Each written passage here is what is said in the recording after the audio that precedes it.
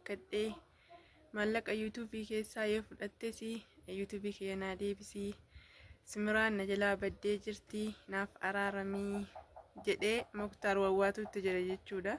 Assalaamu alaikum warahmatullahi wabarakatuh. Kabajamtoota hordoftoota daawwattoota kiyyaa jirra jirtu baga jiraatanii isaa kana keessa isiniin jedha. Akkamiin nagaa qabdanii fayyaa qabdanii alhamdulillah rabbil alamin nagaa kiyya har'a geetiin jira shukrii rabbiin badanii isinoo maal keessa jirtanii isiniin jedha. Bakka jirtanitti nageenya rahmaan isin bira haa jiraatu. Egaa akkuma beekamu warri chaanaala kiyya kanaaf haaroo taatan akkuma gaseentanii subscribe gochuun dagatinaa isiniin jedha. Warri ammoo subscribe gootanii na faana jirtanii maatii naaf taatanii na jajjabeessanii asiin nageessan immoo hedduu tokko naaf galatoomaa isiniin jedha. Khayriin mana keessa naa seenu har'allee dhufeen jira. Maaliin dhufta jechuun keessa hin oolamu. Akkuma beekamu Caaltuuf Muktaar maal keessa akka jiran walumaan kabeennu ta'a jechuudha. Maaliif jennaani viidiyoo gallakkisaa jirti Caaltuu waan Muktaar isee godhaa jiru waa hundayyuu wal duraa duubaan paartiidhaan akka gadhiisaa jirtu hundumti keenya agarree jirra. Har'a immoo waan ajaa'ibaa nuuf qabattee dhufte jechuudha Caaltuuni. Muktaari waan gaabbisni fakkaata waan sobee abshaalummaadhaan itti deemee Caaltuu irraa chaayinaala isaa fudhachuuf deemullee ni fakkaata jechuudha. Wanni kun namaaf hin galu. Kanaaf iyyuu har'a waan jechaa jiru agartanii jirtanii sagalee isheen nu dhageessiftee jirtullee akkanuma waliin dhageenya jechuudha. Caaltuu sagalee gadi hin dhiisinii xiyyaafuu rakkadhee sagalee osoo hin taane dhiifama daawwattotaa fi kabajamtoota kiyyaa viidiyoo gadi hin dhiisinii viidiyoo kanaan dura waraabame sibira jiru yookaan chaayinaala kiyyarra jiru gadi hin dhiisinii. Ani Simiraanii waliin walloleetiin jira. Yoo siida walillee silkii hin kaastu silkii namarraan sagalee sii qabuutti jira jedhee watwaatuutti jira jechuudha. Waa hedduu haasa'ee sagalee sana keessatti inni waa Caaltuun gabbaastee daawwattoota agarsiiftee jirtu jechuudha. Wanti kuni feekiillee ta'uu danda'a. Maaliif jennaan daawwattootaa fi kabajamtoota kiyyaa viidiyoo duraan Simiraan waraabde keessatti Caaltuu sitti deebi'uuf hin deema jedhee qabeenya kiyya irraa fudhadhaa yeroo inni jedhee isheen immoo viidiyoo dho'isaa waraabdee osoo isheen ol kaawwattee jirtu rabbiin immoo nama gargaara miti reeslaa daawwattootaa fi kabajamtoota kiyyaa nama zallamee rabbitu namaaf falma. Isheen sila Caaltuudhaaf illee himee maal jettee waan baay'ee haasoftee jirti. Akkuma ta'ee isheen natti harka Caaltuu galtee wanti hundumtuu iccitii ishee waraabbattee ol kaawwatte illee hundumsaa harka Caaltuu galee jira jechuudha chaayinaala abbaa manaa seetiin yookaan immoo Muktaariini. Har'a Muktaar waan jedhee isheen immoo gabbaastee nu dhageessistee jirti jechuudha. Har'a Muktaarii dhugaas haa ta'u sobas haa ta'u waan inni dubbataa jiru kun isaaf rabbitu wal beeka. Garuu ammoo wanti kuni sobee Caaltuu harkaa chaayinaala fudhachuu deemaa waan jedhamu tokko ani yaade. Akkasuma akkuma yaadetti hordoftoonni Caaltuu yookaan immoo hordoftoonni Muktaar koomentiidhaan hedduu tokko Caaltuu gorsaa jiran jechuudha. Maal jedhanii Caaltuu hin gowwoominii sobee sirkaa fudhachuu deemaa sobee chaayinaala keessa jalaa fudhachuu deemaa yookaan chaayinaala isaa sirraa fudhachuu deemaa. Muktaarni kijibaa akkan gowwoomnee jedhee namni baay'een wallahi koomentii jalatti barreessaa fi jira jechuudha Caaltuudhaa fi waan biraatii miti. Koomentiin hordoftoonni isee yookaan hordoftoonni Muktaar kun barreessaa fi jiranii isee fayyada jedheetii yaada. Maaliif isee waan jette hedduu tokko aartee jirti garuu miira aariitiin Muktaariif deebiftee jirti Caaltuuni. Dhugaadha akkuma aartullee qabdi. Yeroo isheen kanaan dura isa barbaaddee isatti haajomtee yeroo kanaan dura Caaltuu Muktaar barbaachisu dhiisee Simiraaniin naaf wayyaa jedhee Simiraan filatee jechuudha. Isheen illee aarii keessa galtee amma haala agartan kanaan haala walumaan agarre kanaan gaaffii yookaan sagalee Muktaar inni kaa'eef sana deebisteefii jirti jechuudha. Ani yeroo ati kaleessa badheetti nagattee yookaan bakkeetti nagattee yookaan kophaatti nagattee namni dhufee na gaafate jira. Har'a na dhukkuba yeroo jettu ana waan na dakalee hin qabu waan na gashee hin qabu. Dhukkuba kan namarra kaa'u rabbii kan namarraa fuudhu rabbii. Anillee dhukkubsadheetiin ture dhuftee na gaafattee taayii jettee gaaffii deebifteefii jirti. Muktaarii har'a mana kiraa waan kaffaladhu dhabee chaayinaala kiyya naa deebisii suma naaf wayyaa silkiillee na jalaa kaasii wal agarraa jechuun itti jira. Namni obboleetti kee Caaltu namni obboleessaaf hin tolle eenyuufuu hin tolu. Inni nama obboleessa isaa Muktaar eenyu maqaan isaa Bulchaa nama halagaa itti bitee tumsiisee chaayinaala keenyaaf kenni jedhee reebsise agartee jirta. Namni hunduu si waliin argee jira. Anillee akka nama tokko viidiyoo irraa waraabeen ture jechuudha.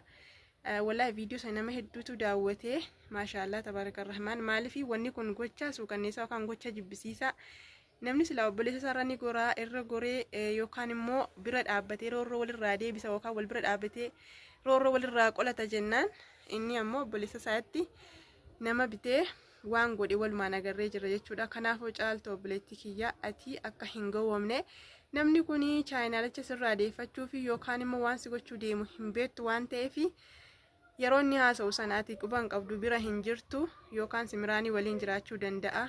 Yookaan kophaa jiraachuu danda'a. Shira isaan sirriitti xaxaayira waan hin beekneefu akka ittiin yaadne akka hin gowwomne akka bakka inni si waametti illee bira hin deemne siin jedha gama kiyyaanii. Wallahi daawwattoota fi kabajamtoota kiyyaa zabana ammaa kana namni wal miidhuu malee wal bira dhaabbachuu wal cinaa dhaabbachuu dhiisee jira. Abbaa manaati haadha manaatiinis ka abbaa manaa haadha manaa miidhuu malee wan zabana ammaa kana wanni argaa jirru waanuma wal fakkaataa yookaan dubbii wal fakkaataadha jechuudha. Kanaaf iyyuu caaltu ati gowwoomtee akka harka isaa hin buune jabduudha. Ati haasaa kee irratti iyyuu deebii taaf jedhee yaada. Ani dhagaa miti kan hin bakka tokko taa'ee si eegu. Atis natti jijjiiramte anis jijjiirameetiin jira. Kaleessa yeroo ati na barbaachistu simiraaniin naaf wayyaa jaartii koo naaf wayyaa caaltuun gowwaadha.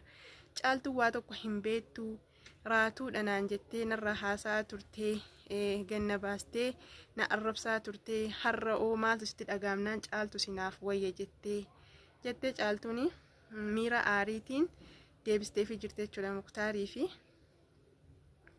yoo ijaan arguu baate Muktaariif wanni kun deebii ta'a jedheetii yaada.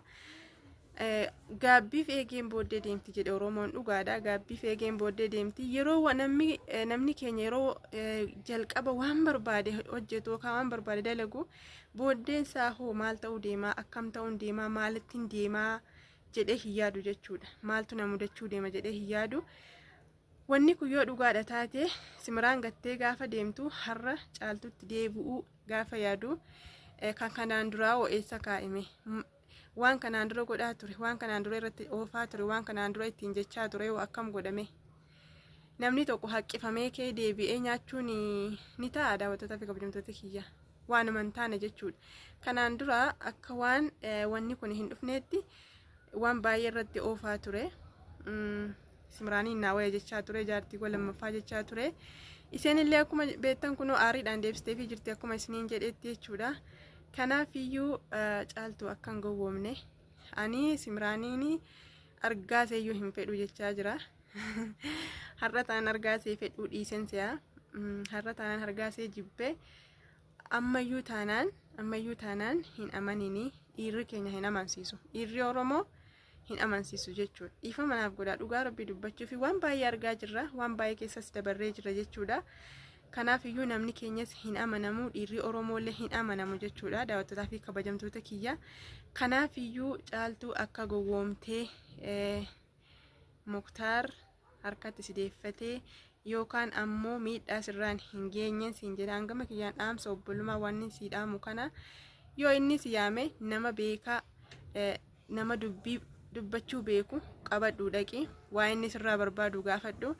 Chaayinaala kee immoo chaayinaala Muktaar tuubii ka jedhu jabeeffadhu. Maaliif ilmoo isaa si bira jira waan ta'eef ilmoo isaa guddisaa jirta waan ta'eef ati masruufni yookaan wacii waan si barbaachisuuf inni waan barbaade akka falatumaa si dhibeesiin dura ana kophaa naaf wayyaa caalturraa yoon adda bee naaf wayyaa yoon caalturraa adda bee fuudhee yookaan mana kiraa kophaatti jiraadhe naaf wayyaa jedhee jireenya kophaa filate waan ta'eef haa ilaalu haa argu.